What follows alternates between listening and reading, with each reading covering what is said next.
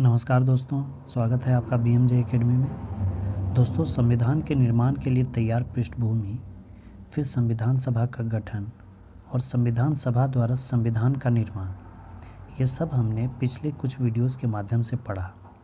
अब हमें भारतीय संविधान के बारे में पढ़ना है। इसलिए संविधान पढ़ने से पहले हमारा भारतीय संविधान कैसा है, किस प्रकृति का है और इसकी क्या क्या विशेषताएँ हैं, ये जानना ज़रूरी है। इसीलिए दोस्तों, आज मैं संविधान की प्रमुख विशेषताओं पर वीडियो लाया हूँ। तो आइए दोस्तों, संविधान की प्रमुख विशेषताओं को एक एक करके समझते हैं। पहली विशेषता है सबसे लंबा लिखित संविधान। विश्व के किसी भी अन्य संविधान में इतने अनुच्छेद और अनुसूचियाँ नहीं हैं जितनी कि भारतीय संविधान में है। 1949 में अपनाए गए संविधान में 395 अनुच्छेद, जो कि 22 भागों में बटे हुए थे, और 8 अनुसूचियाँ थी। वर्तमान में ये 2019 में मैंने नोट्स बनाया था, इसलिए लिखा हुआ है। अभी भी अगर वर्तमान में देखें तो 470 अनुच्छेद, जो कि 25 भाग में बटे हुए हैं, और 12 अनुसूचियाँ हैं। 1951 से हुए विभिन्न संशोधन के द्वारा 20 अनुच्छेद और 1 भाग को हटाया गया और 95 अनुच्छेद और 4 भाग और 4 अनुसूचियों को जोड़ा गया है। अगली विशेषता नम्यता एवं अनम्यता का समन्वय। नम्यता मतलब हुआ लचीलापन। लचीलापन इस सेंस में हुआ कि किसी भी प्रावधान को संशोधित किया जा सकता है या नहीं। तो भारतीय संविधान में संशोधन की प्रक्रिया ना ही बहुत कठोर है अमेरिका की तरह, और ना ही बिल्कुल लचीली है ब्रिटेन की तरह। कुछ उपबंधों को संसद में विशेष बहुमत से संशोधित किया जाता है और कुछ प्रावधानों को संसद के विशेष बहुमत और कुल राज्यों के आधे से अधिक राज्यों के अनुमोदन से ही संशोधित किया जा सकता है। इसके अलावा कुछ प्रावधान आम विधायी प्रक्रिया की तरह संसद में सामान्य बहुमत के माध्यम से भी संशोधित किया जा सकता है। मतलब कि कुछ ऐसे प्रावधान हैं जिन्हें कि सामान्य बहुमत का अर्थ हुआ कि 50% + 1, ये सामान्य बहुमत हुआ। तो कुछ प्रावधानों को सामान्य बहुमत से संशोधित किया जा सकता है, और कुछ होते हैं जो विशेष बहुमत से, विशेष बहुमत का मतलब होता है 2/3। तो कुछ प्रावधानों को विशेष बहुमत के द्वारा ही संशोधित किया जा सकता है, और कुछ ऐसे हैं जो कि विशेष बहुमत तो चाहिए ही, साथ ही साथ आधे से अधिक राज्यों की सहमति भी चाहिए। तो इस तरह से जो संशोधन की प्रक्रिया है ना ही बहुत कठोर है और ना ही बहुत लचीली है। हमारा जो संविधान है वो संघात्मक संविधान है।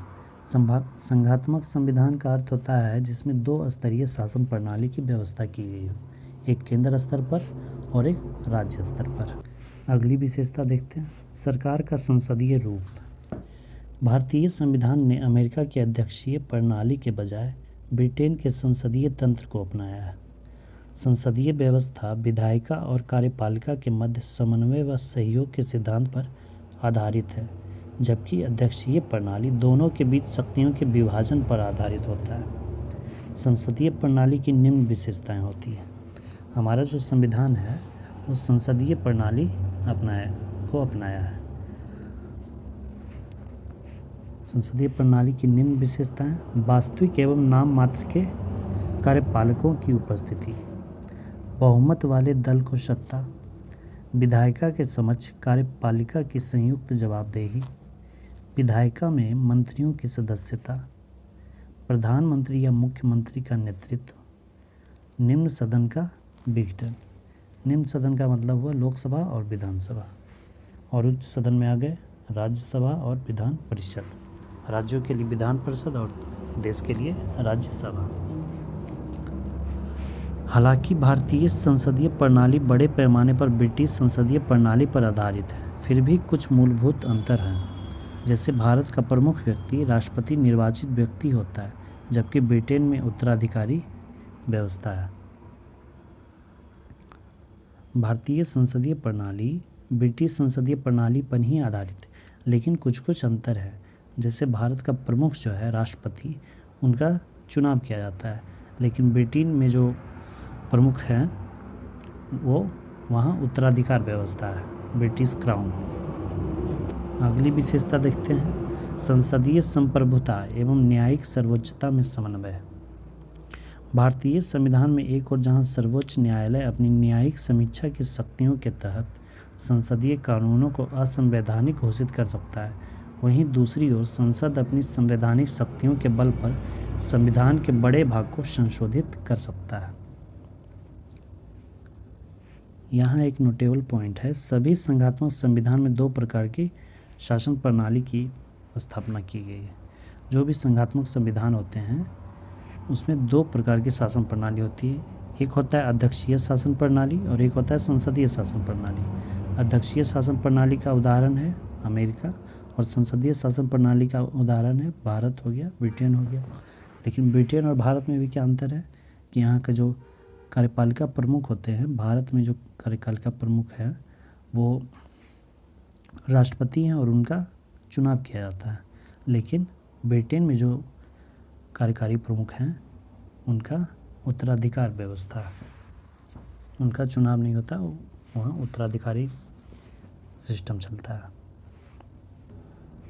अगला पॉइंट देखते हैं, एकीकृत और स्वतंत्र न्यायपालिका। भारतीय संविधान एक ऐसी न्यायपालिका की स्थापना करता है जो अपने आप में एकीकृत होने के साथ साथ स्वतंत्र है। भारत की न्याय व्यवस्था में सर्वोच्च न्यायालय शीर्ष पर है। यह नागरिकों के मौलिक अधिकारों की रक्षा की गारंटी देता है और संविधान का संरक्षक है। अगली विशेषता, मौलिक अधिकार। मौलिक अधिकार का उद्देश्य वस्तुतः राजनीतिक लोकतंत्र को प्रोत्साहन देना है। यह कार्यपालिका और विधायिका के मनमाने कानून पर निरोधक की तरह काम करता है।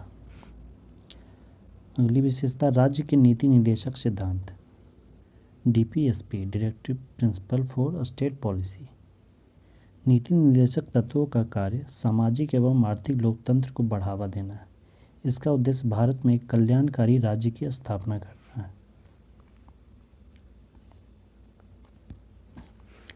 अगली विशेषता, मौलिक कर्तव्य। मूल संविधान जो 1949 में बनाया गया था संविधान सभा के द्वारा में इसका उल्लेख नहीं किया गया है।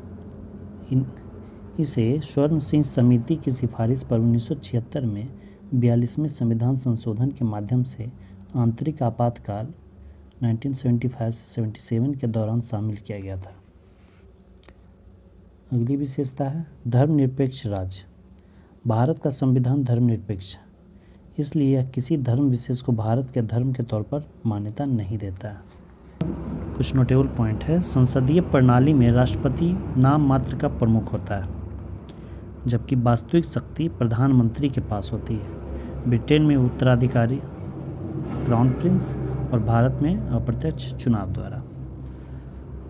और अध्यक्षीय प्रणाली में राष्ट्रपति वास्तविक प्रमुख होता है, जैसे अमेरिका में, वहाँ राष्ट्रपति का चुनाव होता है, प्रत्यक्ष चुनाव होता है। यहाँ भी चुनाव होता है लेकिन अप्रत्यक्ष चुनाव होता है।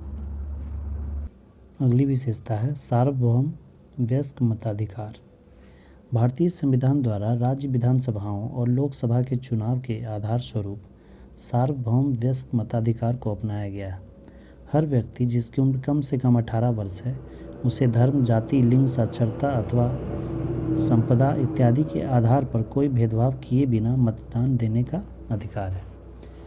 1989 में 61वें संविधान संशोधन अधिनियम 1988 के द्वारा मतदान करने की उम्र 21 वर्ष से 18 वर्ष कर दी गई थी।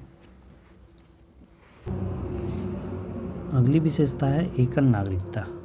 यद्यपि भारतीय संविधान फेडरल है और दो लक्षणों एकल व संघीय का प्रतिनिधित्व करता है, मगर इसमें केवल एकल नागरिकता का ही प्रावधान है, अर्थात भारतीय नागरिकता। अमेरिका में प्रत्येक व्यक्ति के पास न केवल देश की नागरिकता होती है बल्कि जिस राज्य में वह रहता है उसकी भी नागरिकता होती है। अगली विशेषता, स्वतंत्र निकाय। भारतीय संविधान न केवल विधायिका, कार्यपालिका और सरकार तथा न्यायिक अंग ही उपलब्ध कराता है बल्कि यह कुछ स्वतंत्र निकायों की स्थापना भी करता है, जैसे निर्वाचन आयोग, नियंत्रक एवं महालेखाकार, संघ लोक सेवा आयोग, राज्य लोक सेवा आयोग इत्यादि। अगली विशेषता, आपातकालीन प्रावधान। आपातकाल की स्थिति से निपटने के लिए भारतीय संविधान में राष्ट्रपति के लिए बृहद आपातकालीन प्रावधानों की व्यवस्था है। इन प्रावधानों को संविधान में शामिल करने का उद्देश्य है देश की संप्रभुता, एकता, अखंडता और सुरक्षा, संविधान एवं देश के लोकतांत्रिक ढांचे को सुरक्षा प्रदान करना। संविधान में 3 प्रकार के आपातकाल की विवेचना की गई है। एक राष्ट्रीय आपातकाल जो कि अनुच्छेद 352 में है, फिर राज्य में आपात राष्ट्रपति शासन जिसे कहते हैं अनुच्छेद 356 में, और एक वित्तीय आपात अनुच्छेद 360 में। त्रिस्तरीय सरकार। वर्ष 1992 में 73वें एवं 74वें संविधान संशोधन द्वारा 3 स्तरीय पंचायत और नगर पालिका स्थानीय सरकार का प्रावधान किया गया, जो विश्व के किसी और संविधान में नहीं है। भारतीय संविधान की आलोचना भी काफ़ी की गई है, जिनमें से प्रमुख पॉइंट है उधार का संविधान। कई आलोचकों ने भारतीय संविधान को उधार का संविधान कहा है। आलोचकों ने इसे उधार का संविधान इसलिए कहा क्योंकि संविधान के निर्माण में लगभग 60 देशों के संविधान का अध्ययन किया गया और उनमें से कुछ बातें जो अच्छी लगी उन्हें ग्रहण किया गया। 1935 के अधिनियम की कार्बन कॉपी। 1935 का जो अधिनियम आया था तो उसके लगभग 250 अनुच्छेदों को हूबहू उसी तरह से भारतीय संविधान में रखा गया, इसलिए कई आलोचक इसे 1935 के संविधान का कार्बन कॉपी भी कहते हैं, जिनमें से एन श्रीनिवासन जो कि खुद संविधान सभा के सदस्य थे और PR देशमुख ये भी संविधान सभा के सदस्य थे, इन्होंने ही ये आलोचना की है। गैर भारतीय अथवा भारतीयता विरोधी। कुछ लोगों ने इसे गैर भारतीय और भारतीयता विरोधी भी कहा है कि जो भारत जो था, भारत के लिए जैसे संविधान की ज़रूरत थी वैसा संविधान ये नहीं है। कुछ लोगों ने इसे गांधीवाद से दूर संविधान कहा, जिनमें से संविधान सभा के सदस्य थे के हनुमंतैया। उन्होंने इसे गांधीवाद से दूर संविधान कहा। इन्होंने कहा कि गांधी जी जैसा संविधान चाहते थे भारत के लिए, यह बिल्कुल भी वैसा नहीं है, इसमें गांधीवाद का ज़रा सा भी दर्शन नहीं है। कुछ लोगों ने इसे महाकाय आकार कहा, जैसे आइवर जेनिंग्स जो कि ब्रिटिश के संविधान वेत्ता थे, उन्होंने इसे महाकाय आकार कहा कि इतना बड़ा संविधान, इतना लंबा चौड़ा संविधान बनाने की ज़रूरत ही नहीं थी।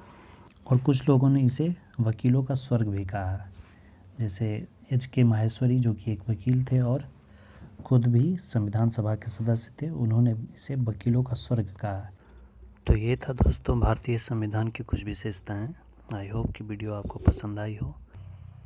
इस चैप्टर से संबंधित प्रश्नों का वीडियो भी आपको जल्द ही अवेलेबल करा दिया जाएगा और इसकी PDF भी टेलीग्राम लिंक से आप बिल्कुल फ्री में डाउनलोड कर सकते हैं।